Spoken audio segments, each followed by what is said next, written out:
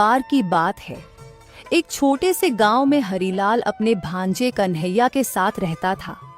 दोनों का इस दुनिया में एक दूसरे के अलावा कोई नहीं था।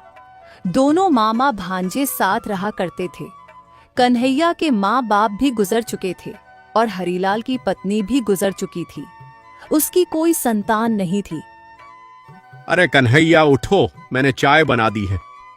जल्दी से हाथ मुंह धो और चाय पी लो। काम पर भी तो जाना है ना, देरी हो रही है। उठो जल्दी से।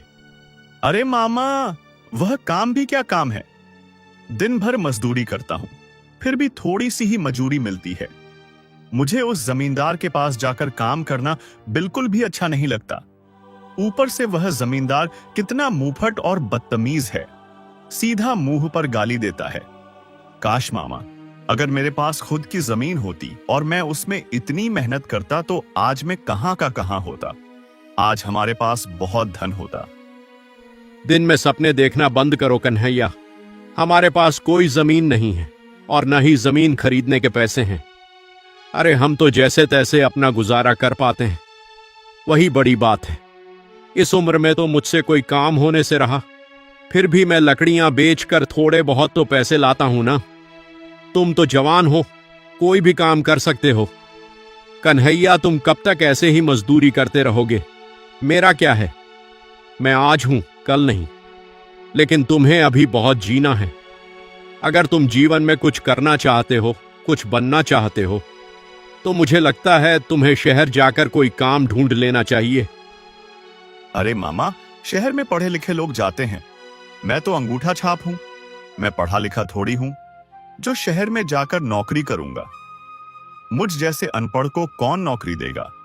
काश मैं पढ़ा लिखा होता तो आज मैं शहर में रह रहा होता। और मामा, मैं तुम्हें भी अपने साथ ही रखता। तुम्हें लकड़ियां बेचने की कोई जरूरत ही नहीं पड़ती। मामा, एक बात बताओ, मेरे पिताजी तो जमीन बेचकर खा गए थे, पियक्कड़ जो थे। उन्होंने मेरे लिए कुछ भी नहीं छोड़ा। लेकिन मामा, आपने जमीन क्यों बेच दी? थोड़ी तो जमीन अपने लिए रख लेते। अब देखो, क्या दिन देखने पड़ रहे हैं। अरे कन्हैया, हम दोनों के नसीब में शायद जमीन थी ही नहीं। तुम्हारे मामी के इलाज में मेरी जमीन घर दोनों बिक गए। मैंने दोनों भी जमींदार के पास गिरवी रखे थे, लेकिन तुम्हारे मामी के इलाज में इतने पैसे खर्च हो गए कि इतने पैसे लौटाना मेरे बस की बात नहीं थी। फिर जमींदार ने मेरे घर और जमीन पर कब्जा कर लिया। पैसे भी गए, जमीन भी गई, घर भी गया। और तो और मेरी किस्मत तो देखो, तुम्हारी मामी को भी ना बचा सका, वह भी गई। हम दोनों की ही किस्मत फूटी है। जाने दो, छोड़ो। तुम भी क्या पुरानी बात लेकर बैठ गए। अब जो है सो है, जैसे ऊपर वाले की मर्जी होगी वैसे जिएंगे। चल अब उठ, देरी हो रही है। मैं अभी लकड़ियां काटने जा रहा हूं। तुम चाय नाश्ता कर लो और जमींदार के यहां चले जाना। मामा, उस जमींदार का नाम सुनता हूं ना तो मेरा खून खोलने लगता है, लेकिन मजबूरन जाना पड़ता है। सुबह सुबह उस नासपिटे का मुंह देखना पड़ता है, और वो भी नासपिटा कहीं का। सुबह सुबह बहुत सुनाता है, सीधे मुंह तो कभी बात भी नहीं करता। कन्हैया, हमारी मजबूरी है बेटा, उसके अलावा हमारे पास कोई रास्ता नहीं है। अगर तुम वह भी काम छोड़ दोगे तो हमें भूखे रहने की नौबत आ जाएगी। हम अपना पेट कैसे पालेंगे? जब तक कोई दूसरा काम नहीं मिलता तब तक तुम्हें वही काम करना होगा। अब तुम बातें ही करते रहोगे या जाओगे भी? हाँ हाँ मामा, जा रहा हूं। हरीलाल लकड़ियां लेने जंगल चला जाता है और कन्हैया चाय नाश्ता करता है। उसके बाद कन्हैया भी जमींदार के यहाँ काम पर चला जाता है। कन्हैया को आते देख जमींदार बोलता है, क्यों बे नमक हराम, ये क्या कोई वक्त है आने का? माफ करना जमींदार जी, थोड़ी सी देर हो गई। तुम इसे थोड़ी सी देर कहते हो? तुम पूरे आधे घंटे देरी से आए हो। तुझे पता है ना, मुझे देरी से आने वाले लोग बिल्कुल पसंद नहीं। तुझे इस बात की सजा मिलकर रहेगी। आज तेरे आधे दिन की तनख्वाह काट दी जाएगी ताकि तू आइंदा ऐसी भूल ना करे। इस बार माफ कर दीजिए मालिक, अगली बार मैं वक्त पर आऊंगा। मेरी तनख्वाह मत काटिए। पहले ही मुझे कितनी कम तनख्वाह मिलती है, उसमें से भी आप आधे दिन की तनख्वाह काट लोगे तो मेरे पास बचेगा ही क्या? काम करने का क्या फायदा? मैं तो सिर्फ आधा घंटा ही देरी से आया हूं। मैं आधा घंटा ज्यादा रुक कर काम कर लूंगा। एक तो देरी से आते हो, ऊपर से मुंह चला रहे हो। बोल तो ऐसे रहे हो जैसे आधा घंटा रुककर मुझ पर कोई एहसान कर रहे हो। कोई जरूरत नहीं है। मैंने एक बार कह दिया तो कह दिया। मैं तुम्हारी आधे दिन की तनख्वाह काट कर ही रहूंगा। सीधी तरह काम करना है तो करो, वरना निकलो यहां से। मुझे तुम्हारे जैसे की जरूरत नहीं है। मुझे वक्त पर काम करने वाले लोग चाहिए, तुम्हारे जैसे कामचोर नहीं। ये सारी बातें सुन कन्हैया को बहुत गुस्सा आता है, लेकिन वह कुछ बोल नहीं पाता और अपने काम पर लग जाता है। कुछ दिन ऐसे ही बीत जाते हैं। एक दिन गांव में बहुत भयंकर बाढ़ आती है। बाढ़ इतनी भयंकर होती है कि पूरा गांव का गांव बह जाता है। उसमें गांव के बहुत सारे लोग मारे जाते हैं। किसी का भी घर नहीं बच पाता। उसमें कन्हैया और घर हरीलाल का भी घर बह जाता है। किस्मत से दोनों बच जाते हैं और किसी तरह बचकर उस गांव से बाहर आ जाते हैं और दूसरे गांव में पहुंचकर एक पेड़ के नीचे बैठ जाते हैं। कन्हैया बोलता है, ये क्या हो गया मामा? ये सब कैसे हो गया? हमने तो कभी सोचा भी नहीं था कि ऐसा कुछ हो जाएगा। देखते ही देखते पूरा गांव का गांव खत्म हो गया। वह तो भला करे भगवान का, हम उसमें बच गए, वरना हमारी तो आज कोई खैर नहीं थी। मामा, आज मैंने मौत को बहुत करीब से देखा है। आज तो हम दोनों के दोनों मर जाते। हमारी किस्मत बहुत अच्छी है मामा, जो हम बच निकले। लेकिन मामा, अब क्या होगा? अब हम कहां जाएंगे? हमारे पास ना तो अब अपना घर रहा और ना ही हमारा गांव। हमारा गांव तो पूरा लबालब पानी से भरा हुआ है। अब कहां रहेंगे, कहां जाएंगे? और हमारा तो इस पूरी दुनिया में कोई रिश्तेदार भी नहीं है। अब क्या करें मामा? हाँ कन्हैया, सही कह रहे हो। इतनी भयंकर बाढ़ तो मैं अपनी पूरी जिंदगी में नहीं देखी। इतना डरावना और खौफनाक मंजर देख मैं तो सच में डर गया था और मुझे लग रहा था कि आज मेरा भी आखिरी दिन है। अब मैं नहीं बच पाऊंगा, पर ऊपर वाले ने हमें बचा ही लिया। और अब देखते हैं, अगर ऊपर वाले ने हम जीवन दान दिया है तो ऊपर वाला ही हमें आगे का रास्ता दिखाएगा। हमें कुछ दिनों के लिए कहीं और गुजारा करना ही होगा, क्योंकि कुछ दिनों तक हमारे गांव में पानी तो ऐसा ही रहेगा। जब तक ठीक नहीं हो जाता, हमें दूसरी जगह ढूंढनी होगी। कन्हैया, वैसे भी थोड़ी देर में रात हो जाएगी। हमें कोई ना कोई रहने के लिए ठिकाना ढूंढना पड़ेगा, और इस गांव में हमारा कोई जान पहचान वाला तो है नहीं। किसे मदद मांगेंगे? और वैसे भी हमारी मदद कौन करेगा? कोई हमें रहने के लिए जगह नहीं देगा, और अनजान लोगों को कोई अपने घर में नहीं रखता। लोग हमें चोर समझकर भगा देंगे, और यहां बैठे रहने से भी कोई फायदा नहीं होने वाला। चलो चलकर देखते हैं, कोई जगह मिल जाए।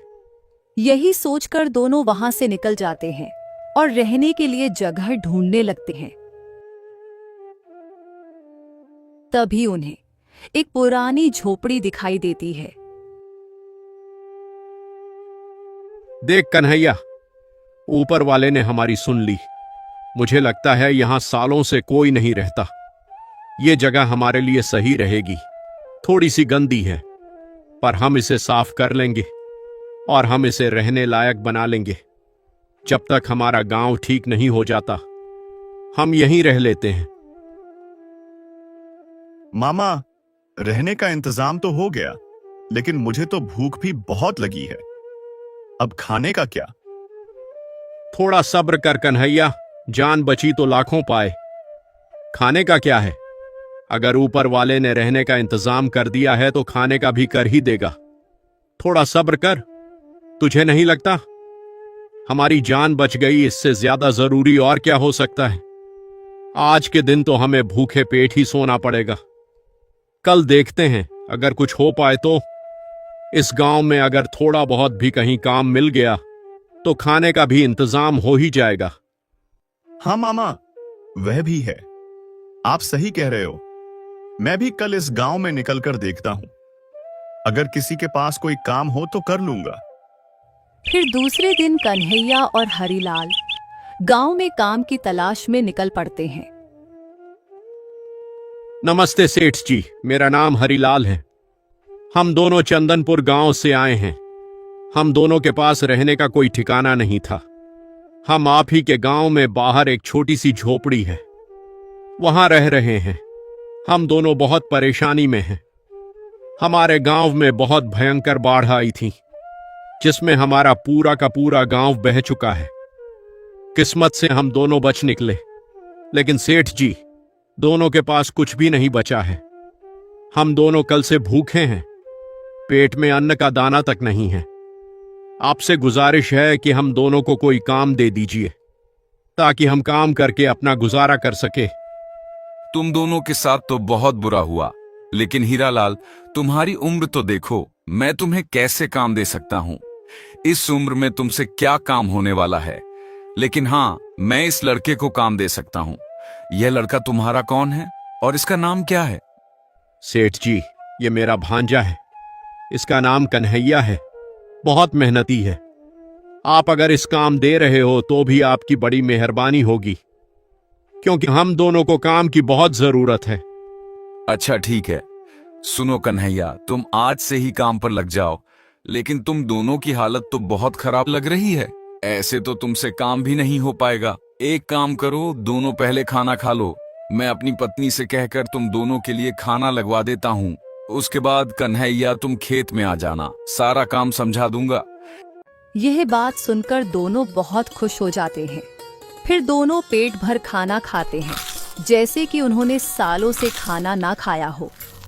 उसके बाद कन्हैया खेत पर चला जाता है और उस गांव के जमींदार के कहे अनुसार काम करने लगता है, और शाम को कन्हैया को मजदूरी के पैसे भी मिलते हैं। कन्हैया यह देख बहुत खुश हो जाता है। अरे वाह, ये सेठ तो बड़े ही अच्छे हैं। हमारे गांव का जमींदार तो बहुत कपटी था, कभी भी समय पर पैसे नहीं देता था, और तो और आधे ही पैसे देता था। ये सेठ जी तो बड़े दयालु और बड़े ही अच्छे हैं। इन्होंने हमें खाना भी खिलाया और काम भी दिया, ऊपर से मजदूरी के पैसे भी दे दिए। एक काम करता हूं, मामा को ले जाकर इन पैसों से थोड़े बहुत राशन का सामान लेकर आता। कन्हैया खुशी खुशी घर जाता है और हरीलाल को सारी बातें बताता है। हरीलाल भी बहुत खुश हो जाता है। फिर दोनों बाजार की ओर निकल पड़ते हैं। दोनों बाजार में पहुंच जाते हैं। बाजार में पहुंचते ही कन्हैया की नजर एक जलेबी की दुकान पर पड़ती है और वह बोलता है, मामा, मामा, मुझे जलेबी बहुत पसंद है। मैंने बहुत दिन से जलेबी नहीं खाई है, और यह जलेबी की खुशबू मुझे अपनी ओर खींच रही है। मेरा बहुत मन कर रहा है। क्या मैं थोड़ी जलेबी खा सकता हूं? क्यों नहीं भांजे, जा जा और खा ले। वैसे भी तूने आज बहुत मेहनत की है, और उस मेहनत का इनाम तुझे मिला है, और इसी बहाने मैं भी थोड़ी जलेबी चख लूंगा। बहुत दिनों से मैंने भी जलेबी नहीं खाई है। अरे भाई, जरा पाव भर जलेबी कितने की दी? जी भैया, 1 सिक्का। दोनों उस जलेबी वाले से 1 सिक्के में जलेबी खरीद लेते हैं। अरे भाई, 1 किलो चावल और 1 किलो दाल दे देना। वैसे चावल क्या किलो है और दाल क्या किलो है? दोनों का भाव 1-1 सिक्के है। अरे मामा, आपने सुना? उसने क्या कहा? वह दाल और चावल दोनों का भाव 1-1 सिक्का बोल रहा है। हमारे गांव में तो बहुत महंगी मिलती थी। कन्हैया, मुझे लगता है इसने गलती से हमें 1-1 सिक्का बोल दिया है। एक काम करते हैं, चुपचाप इससे 1-1 सिक्के में दाल और चावल लेकर यहां से निकल लेते हैं। क्या पता उसे याद आ जाए कि उसने गलत भाव बोल दिया है। वह दोनों वहां से दाल चावल लेकर वहां से निकल जाते हैं, और थोड़ी दूर जाकर कन्हैया बोलता है, अरे मामा, सामने देखो, बर्तन की दुकान। हमने दाल चावल तो ले लिया, लेकिन उन्हें पकाने के लिए हमारे पास तो बर्तन है ही नहीं। चलो जाकर वहां से कुछ बर्तन खरीद लेते हैं। हाँ कन्हैया, सही कह रहे हो। हमें बर्तन की जरूरत है। चलो उस दुकान पर चलते हैं। अरे भाई, मुझे हांडी खरीदनी थी। हांडी की क्या कीमत है? और साथ में 2 थालियां भी चाहिए। सब मिलाकर कितना होगा? हांडी का 1 सिक्का और 2 थालियां के 1-1 सिक्के। एक एक सिक्के सुनते ही कन्हैया और हरीलाल सोच में पड़ जाते हैं। मामा, ये क्या हो रहा है? ये कैसा अजीब गांव है? यहाँ हर चीजों की कीमत 1 सिक्का ही क्यों बोल रहे हैं? हम जहां भी जा रहे हैं, हर कोई बस 1 सिक्का ही बोले जा रहा है। ऐसे कैसे हो सकता है? सभी चीजों का भाव एक जैसा कैसे हो सकता है? भला जलेबी और दाल, इन दोनों का भाव 1 सिक्का कैसे हो सकता है? और अब ये बर्तन वाला भी यही कह रहा है कि थाली का भी 1 सिक्का और हांडी का भी 1 सिक्का। भले ऐसा कैसे हो सकता है? कन्हैया, मुझे तो लगता है जरूर यहाँ कुछ गड़बड़ है। यह गांव मुझे कुछ ठीक नहीं लग रहा। एक काम करते हैं, इससे बर्तन खरीद लेते हैं और जाकर और चीजों के दाम भी पता करते हैं। दोनों उस बर्तन वाले से बर्तन लेकर एक फल की दुकान पर जाकर खड़े हो जाते हैं और बोलते हैं, अरे भाई, ये फल कैसे दिए? 1 सिक्का किलो। कन्हैया और हरीलाल का सिर चकरा जाता है और कन्हैया बोलता है, मामा, ये यहाँ क्या हो रहा है? यहाँ सारे लोग एक ही सिक्का क्यों बोल रहे हैं? सब सामान का भाव एक जैसा कैसे हो सकता है? और इतना सस्ता, और इतनी सस्ती चीज तो हमने कभी नहीं देखी। एक काम करते हैं मामा, क्यों ना हम इस बार किसी सोनार के पास जाकर सोने का भाव पूछे। क्या पता वह भी 1 सिक्का बोल दे। हाँ कन्हैया, तुम ठीक कह रहे हो। चलो किसी सोनार के पास जाकर पूछते हैं। दोनों सोनार के पास आते हैं और बोलते हैं, अरे भाई, मुझे एक सोने की अंगूठी खरीदी थी। सोने का भाव क्या चल रहा है? भाई, तुम यहाँ से सोने की अंगूठी खरीदो या फिर सोने का हार खरीदो। यहाँ सोने और चांदी का एक ही भाव है।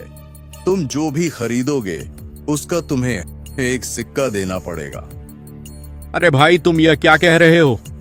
सोने और चांदी का भला एक भाव कैसे हो सकता है?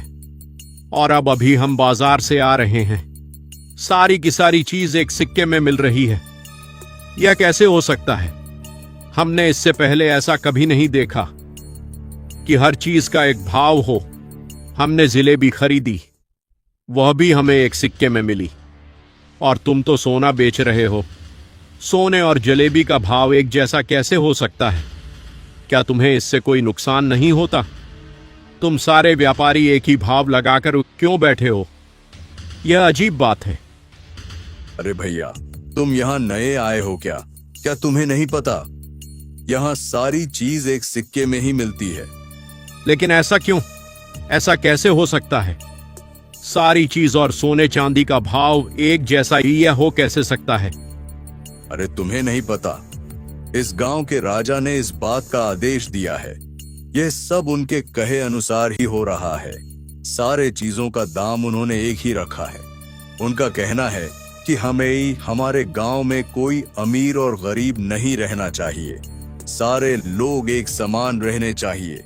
सारे लोगों को एक समान दाम मिलना चाहिए। इसलिए हम सारे व्यापारी 1 सिक्के में चीज बेचते हैं। हमें भी किसी चीज की जरूरत लगी तो वह भी हमें 1 सिक्के में ही मिल जाती है। यह वह हमारे राजा का हुक्म है, और जो कोई भी उनके आदेश के खिलाफ जाएगा और 1 सिक्के से कम या ज्यादा भाव में बेचेगा तो राजा उसे सूली पर चढ़ा देगा। अगर इसमें रहना है तो तुम्हें भी ये सारी चीज माननी ही होगी, और तुम यहाँ की चीज कहीं और जाकर बेच नहीं सकते। यह भी उनके आदेश के खिलाफ है। अगर तुम ऐसा करते हो तो भी तुम्हें सूली पर चढ़ा दिया जाएगा। यह सुनकर हरीलाल और कन्हैया दोनों का सर घूम जाता है। दोनों ये सारी बातें सुन बहुत गहरी सोच में पड़ जाते हैं और वहां से निकल आते हैं। घर जाकर कन्हैया बोलता है, मामा, मुझे तो ऐसा लग रहा है कहीं मैं सपनों की नगरी में तो नहीं आ गया। यह सब कुछ एक सपने जैसा है। सारे चीजों के दाम एक जैसे। सोचो मामा, इतना सस्ते में अगर गुजारा हो जाएगा तो हमें तो ज्यादा काम करने की जरूरत ही नहीं पड़ेगी। सारा कुछ एक सिक्के में मिल जाता है। इसका मतलब अगर मैं घर भी खरीद लूंगा तो भी मुझे एक सिक्के में ही मिल जाएगा। सोना चांदी भी लूंगा तो भी एक सिक्के में मिल जाएगा। मामा, मुझे लगता है हमारे लिए यह जगह बहुत अच्छी है। यह तो एक सपने जैसा है। हम सब कुछ ले सकते हैं, एक ऐश और आराम की जिंदगी जी सकते हैं, और हमें ज्यादा मेहनत करने की जरूरत ही नहीं पड़ेगी, क्योंकि सारा कुछ एक सिक्के में जो मिल जाएगा। हम तो भरपेट खाना खा सकते हैं। मुझे तो यकीन ही नहीं हो रहा मामा, सचमुच ऐसा लग रहा है जैसे मैं सपने में हूं। अब हमारी तो ऐश ही ऐश है मामा। हम तो बेकार में ही परेशान हो रहे थे कि हमारा गुजारा कैसे होगा। यहाँ तो हमारा बहुत आसानी से गुजरा हो जाएगा। नहीं कन्हैया, तुम गलत सोच रहे हो। यह सही नहीं है। सारे चीजों के दाम एक जैसा होना सही नहीं है। यहाँ बहुत बड़ी गड़बड़ है। मुझे तो लगता है इनका राजा कोई पगलेट है। जिस गांव में ऐसा पागल राजा हो, उस गांव में कुछ भी हो सकता है, क्योंकि वह राजा कभी न्याय नहीं करेगा। उसे न्याय क्या होता है इस बात का पता ही नहीं होगा। अगर पता होता तो सारी चीजों का दाम एक जैसे नहीं रखता। यहाँ बेकसूर को भी उसका सजा हो सकती है, क्योंकि उस राजा के नजर में बेकसूर और गुनहगार दोनों एक समान ही होंगे, क्योंकि वह सबको एक समान ही देख रहा है। यहाँ रहेंगे तो हम एक दिन बहुत बड़ी मुसीबत में फंस जाएंगे। कन्हैया, जो जैसा दिखता है वैसा होता नहीं। यह भले ही तुम्हें दिखने में और सोचने में अच्छा लग रहा है, लेकिन यह बहुत खतरनाक है। हमें ऐसे गांव में नहीं रहना चाहिए। यहाँ कभी भी कुछ भी हो सकता है। ये जगह हमारे लिए ठीक नहीं। हमें इस गांव से फौरन निकल जाना चाहिए। अरे मामा, तुम्हें हो क्या गया है? सठिया गए हो क्या? एक तो इतनी सस्ते में चीज मिल रही है, हमारी तो ऐश हो जाएगी, और तुम बेफालतू की बातें किए जा रहे हो। ऐसा कुछ नहीं है। तुम ये सब सोचना बंद करो। और यह राजा तो बहुत ही अच्छा है, सबको एक समान देखता है। उसके लिए कोई अमीर नहीं, कोई गरीब नहीं। इससे अच्छी बात और क्या हो सकती है? मुझे तो लगता है सारे राज्य में यही राजा होना चाहिए।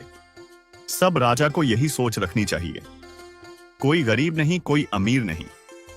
यहां तो भेदभाव का कोई सवाल ही पैदा नहीं होता। यह कितनी अच्छी बात है। तुम यह भी तो सोचो, यहां का गरीब भी जो चाहे वह खरीद सकता है। हम भी अमीरों जैसी जिंदगी जी सकते हैं, वह भी बहुत सस्ते में। हमें यही रहना चाहिए।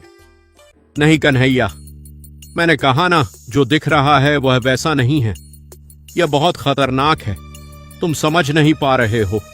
तुम बस सस्ती चीज देख रहे हो, लेकिन इन सस्ती चीजें के लालच में सब एक दिन बहुत बड़ी मुसीबत में फंस जाएंगे, क्योंकि यहाँ का राजा कभी भी कुछ भी कर सकता है। तुम मेरी बात मानो, चलो यहां से। यहां रुकना सही नहीं। नहीं मामा, मैं यहां से कहीं नहीं जाऊंगा। एक तो इतने दिनों बाद मुझे इतना अच्छा और भरपेट खाने को मिला है, ऊपर से सारी चीज कितनी सस्ती है। मैं तो यहां अपना बड़ा सा घर बनाकर आराम से रहूंगा, और तुम यहां से जाने की बात कर रहे हो। मैं यहां से कहीं नहीं जाऊंगा। मुझे एक ऐश और आराम की जिंदगी जीनी है, जो यहां रहकर ही मुमकिन है।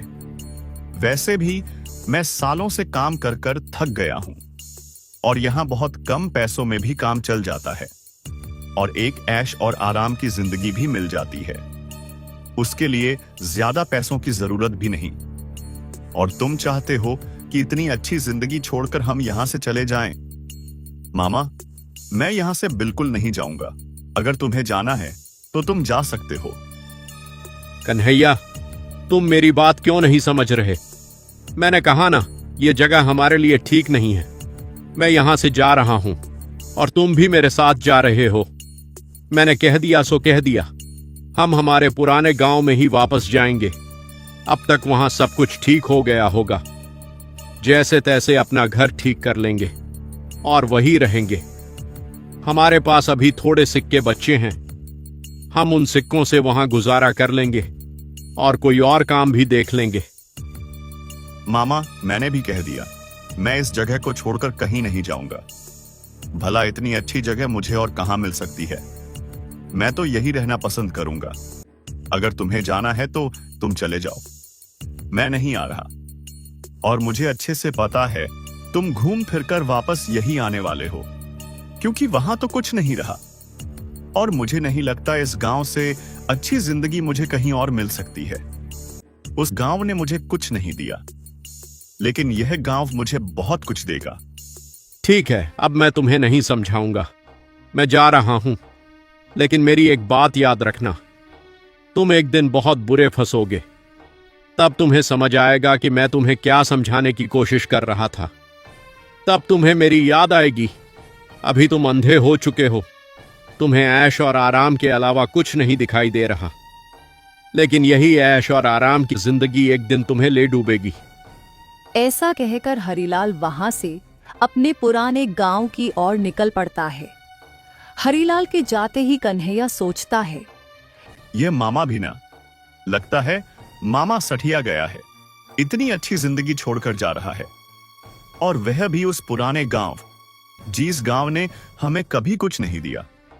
वैसे मुझे बुरा तो बहुत लग रहा है कि वह मुझे छोड़कर चले गए, क्योंकि बचपन से इन्होंने ही मुझे संभाला था। लेकिन मैंने तो उन्हें बहुत समझाने की कोशिश की, वही अपनी जिद पर अड़े हुए थे। लेकिन मुझे इस बात का भी यकीन है कि यह मामा लौटकर जरूर आएगा। कन्हैया हरीलाल का इंतजार करता है, लेकिन हरीलाल नहीं लौटता। कुछ दिन ऐसे ही गुजर जाता है। कन्हैया वहां के जमींदार के पास काम करता है और अच्छे खासे पैसे कमाता है। अपने लिए एक बहुत बड़ा मकान बना लेता है और दिन रात अच्छे अच्छे पकवान खाता रहता है। वाह, क्या जिंदगी है मेरी। मैं ऐसे ही सपना देखा करता था, जिसे मैं आज जी रहा हूं। मुझे तो यकीन ही नहीं हो रहा। मैं जो चाहे वह खा सकता हूं, जो चाहे वह खरीद सकता हूं। पता नहीं मामा कैसे जी रहा होगा। अगर आज वह मुझे इस घर में इतने ऐश और आराम से देखता, तो उसे अपने गलती का एहसास होता कि उसने मुझे छोड़कर कितनी बड़ी गलती की है। कोई बात नहीं, कभी ना कभी तो लौट कर आ ही जाएगा। ऐसे ही दिन गुजरते चले जाते हैं। एक दिन राजा के दरबार में सिपाही एक चोर को पकड़ लाते हैं और मंत्री राजा से कहते हैं, महाराज, ये आदमी चोर है। इसने हमारे गांव में चोरी करने की कोशिश की है। इसे एक आदमी ने रंगे हाथ पकड़ा है, जिसका यह सामान चुरा रहा था। अच्छा, तो यह बात है। ये किस आदमी का सामान चुरा रहा था? वह आदमी कौन है जिसे इसने पकड़ा? महाराज, वो आदमी में ही हूँ। मेरा नाम बिरजू है। मैं बाजार में अपने लिए खरीदारी कर रहा था। तभी यह आदमी चुपचाप मेरी थैली उठाकर भागने ही वाला था। तभी मैंने इसे पकड़ लिया। अच्छा, मंत्री जी, तुम क्या मूर्ख हो गए हो क्या? तुमने इस आदमी को क्यों पकड़ा? तुम्हें तो बिरजू को पकड़ना चाहिए था। सारे लोग चौंक जाते हैं। बिरजू कहता है, महाराज, आप यह क्या कह रहे हैं? चोरी मैंने नहीं, इसने की है। फिर मुझे किस बात की सजा? मूर्ख कहीं के, सारी गलती तुम्हारी है। इसमें इस चोर की कोई गलती नहीं। यह चोर तो तुम्हें बताने आया था कि तुम्हें अपनी चीज संभाल कर रखनी चाहिए, क्योंकि वह चीज कभी भी कोई भी चोरी कर सकता है। यह सब तुम्हारी लापरवाही की वजह से हुआ। अगर तुम लापरवाह ऐसा नहीं करते तो तुम्हारी चीज चोरी नहीं होती। यह सब तुम्हारी लापरवाही की वजह से हुआ है। तो हम इस चोर को किस बात की सजा दे? तुम लापरवाह हो, इसलिए तुम्हारे साथ यह सब कुछ हुआ है, और हम हमारे राज्य में यह लापरवाही नहीं चाहते। मैं नहीं चाहता कि जो तुमने किया है वह कोई और करें। इसीलिए तुम्हें इस लापरवाही की सजा जरूर मिलेगी। इस चोर की इसमें कोई गलती नहीं है। इसने चोरी कर तुम्हें सबक सिखाया है कि आइंदा तुम ऐसी लापरवाही ना करो। मंत्री जी, इस चोर को जाने दो और इस बिरजू को अभी पकड़ के कारागृह में डाल दो। और कल सुबह हम इसे फांसी पर चढ़ा दो, ताकि इसका अंजाम देख हमारे राज्य का कोई आदमी ऐसी लापरवाही ना करे। बिरजू पूरी तरह से घबरा जाता है और कांपने लगता है और बिरजू को कारागृह में डाल देते हैं। और अगली सुबह बिरजू को फांसी के लिए खड़ा किया जाता है और जल्लाद फांसी का फंदा उसके गले में डालता है तो वह बिरजू के गले में ठीक से नहीं बैठता और फिसल कर निकल जाता है। उसे जल्लाद के दिमाग में यह बात नहीं आती कि उस फांसी के फंदे को गले के हिसाब से छोटा या बड़ा किया जा सकता है। जल्लाद सोच में पड़ जाता है और राजा से कहता है, महाराज, यह तो बहुत गड़बड़ी हो गई। यह फांसी का फंदा तो इसके गले में बैठ ही नहीं रहा। हम इसे फांसी कैसे देंगे? इसको तो इस फंदे में फांसी नहीं लगेगी। मूर्ख कहीं के! मंत्री जी, आप ही इस आदमी को पकड़ कर लाए थे। यह सब आपकी गलती है। अगर इस आदमी को इस फंदे से फांसी नहीं दी जा सकती, तो इस फंदे के लिए कोई ऐसा गला ढूंढ कर लाओ जिसके गले में यह फांसी का फंदा पूरी तरह से बैठ सके। अभी के अभी जाओ और ऐसा आदमी ढूंढो जिसका गला इस फंदे में ठीक तरह से आ जाए। इस आदमी को छोड़ दो, ये फांसी देने के लायक नहीं है। हमें जिस आदमी की जरूरत है वैसा आदमी ढूंढ कर लाओ। और याद रखना, ये काम आज की आज हो जाना चाहिए। अगर तुमने आज के आज ऐसा आदमी नहीं ढूंढा जिसके गले में यह फंदा पूरी तरह से ठीक बैठ जाए, तो हम तुम्हें ही सूली पर चढ़ा देंगे। नहीं नहीं महाराज, हम आदमी ढूंढ कर लाते हैं। मैं अभी के अभी जाता हूँ। वह मंत्री गांव में निकल पड़ता है और ऐसा आदमी खोजता है जिसके गले में वह फांसी का फंदा ठीक तरह से बैठ जाए। वह कई लोगों के गले में वह फांसी का फंदा डालकर देखता है। लोग कांपने लगते हैं और जब वह फांसी का फंदा उनके गले में नहीं आता तो उनके जान में जान आती है और वह छूटकर वहां से भाग जाते हैं। मंत्री बहुत परेशान हो जाता है। फिर उसे एक जगह कन्हैया खरीदारी करते हुए दिखाई देता है। मंत्री उसे देख सोचता है, मुझे लगता है इस आदमी का गला इस फंदे में पूरी तरह से बैठ जाएगा। अभी लगा कर देखता हूँ। मंत्री कन्हैया के पास जाकर उसके गले में वह फंदा डालता है तो कन्हैया के गले में वह फंदा पूरी तरह से ठीक बैठ जाता है। ये देख मंत्री बहुत खुश हो जाता है और बोलता है, अरे वाह, हमें जो आदमी चाहिए था वह मिल गया। हमें हमारे फंदे के लिए गला मिल गया। इसका गला तो पूरी तरह से एकदम बराबर बैठ रहा है। हमें यही आदमी चाहिए था। चलो हमारे साथ, तुम्हें फांसी देनी है। राजा का आदेश है। अरे, तुम ये क्या कर रहे हो? मैंने किया क्या है? मुझे क्यों फांसी पर चढ़ा रहे हो? मेरी गलती क्या है? ए मूर्ख लड़के, कोई सवाल जवाब नहीं। यह हमारे महाराज का आदेश है और यहाँ हमारे महाराज के आदेश के आगे कोई सवाल जवाब नहीं होता। तुम्हें कल सुबह ही फांसी दी जाएगी। चलो हमारे साथ।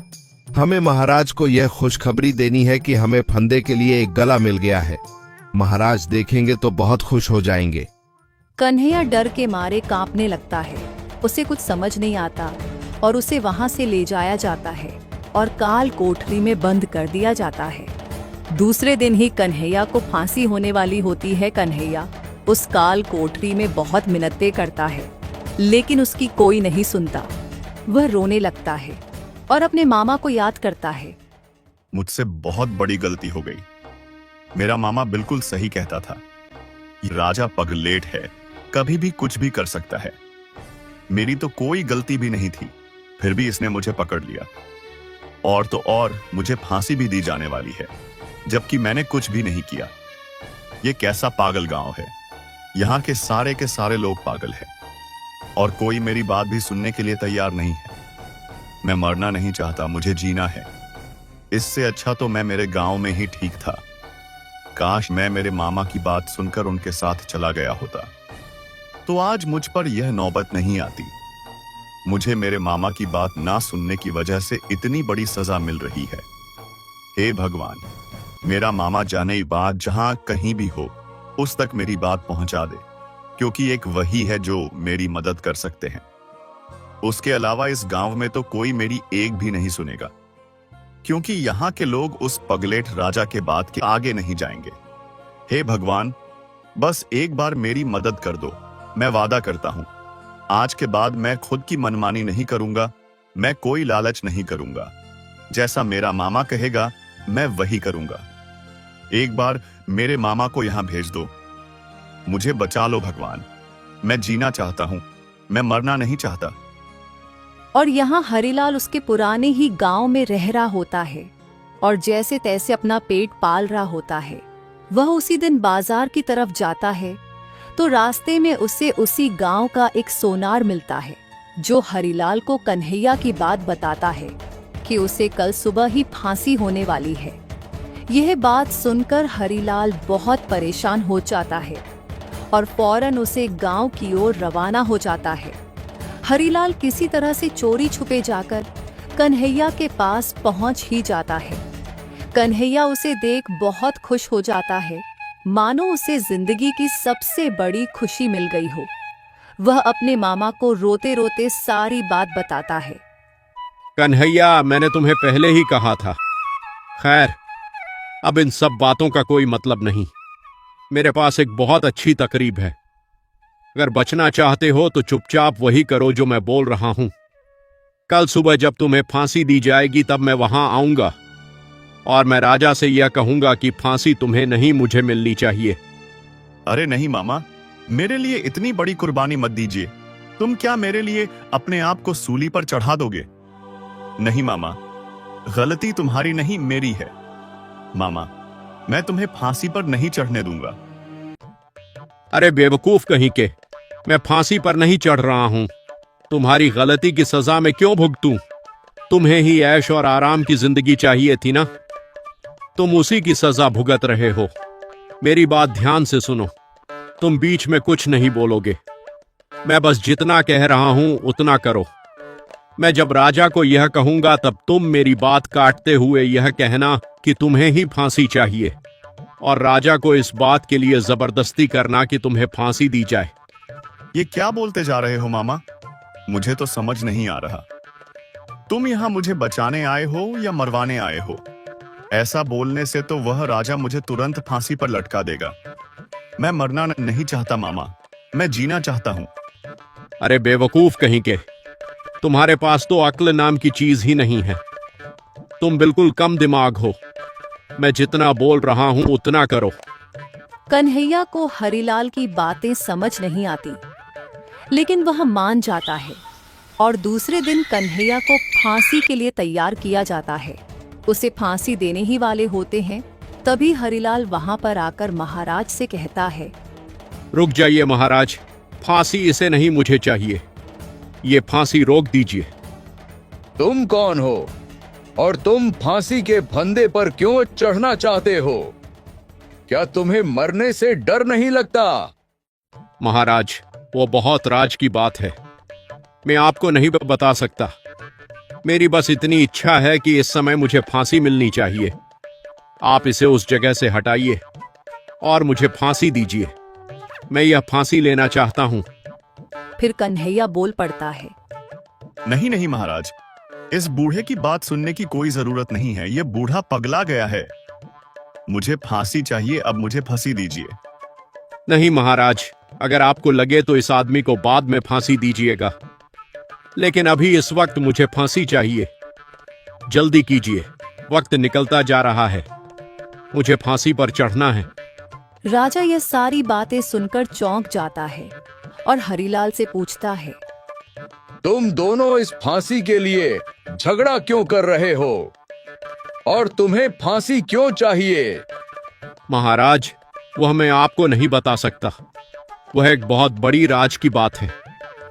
मूर्ख कहीं के, तुम जानते भी हो तुम किसी से बात कर रहे हो। हम यहाँ के महाराज हैं। तुम्हें हमें वह बात बतानी ही होगी। बताओ, तुम फांसी क्यों लेना चाहते हो? नहीं तो मैं तुम्हें हाथी के नीचे चलवा दूंगा। ठीक है महाराज, मैं आपको सारी बात बताता हूं।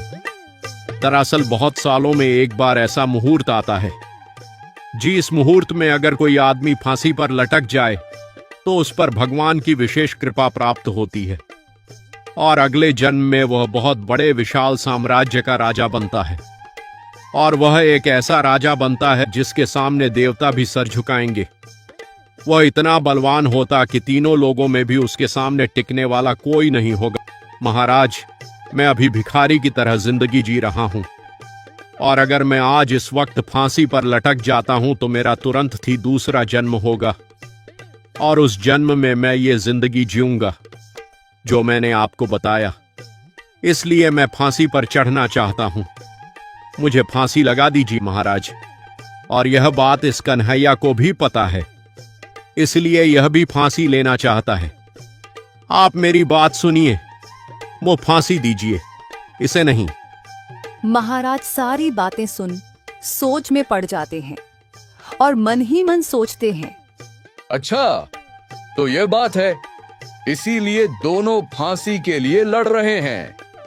इस बात का अधिकार तो सबसे पहले मुझे मिलना चाहिए, क्योंकि मैं सबसे बड़ा हूं और इस गांव का राजा हूं।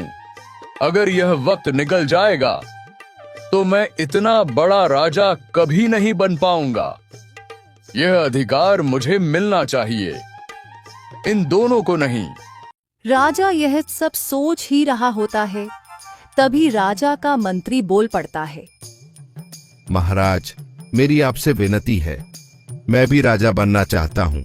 भले इस जन्म में नहीं बन पाया, लेकिन अगले जन्म में मैं राजा बनना चाहता हूँ, और वह भी आपसे भी बड़ा राजा। महाराज, मेरी आपसे विनती है, आप मुझे फांसी दे दीजिए। नहीं मंत्री, इस फांसी पर सबसे बड़ा अधिकार मेरा है, क्योंकि मैं यहाँ का राजा हूं और जो मैं कहूंगा वह तुम्हें मानना होगा। इस फांसी पर कोई नहीं, सिर्फ मैं चढ़ूंगा। मैं तुमसे कह रहा हूं, मुझे फांसी दे दो, यह हमारा आदेश है। महाराज, आप क्या कह रहे हैं? आप तो अभी इस राज्य के राजा ही हो।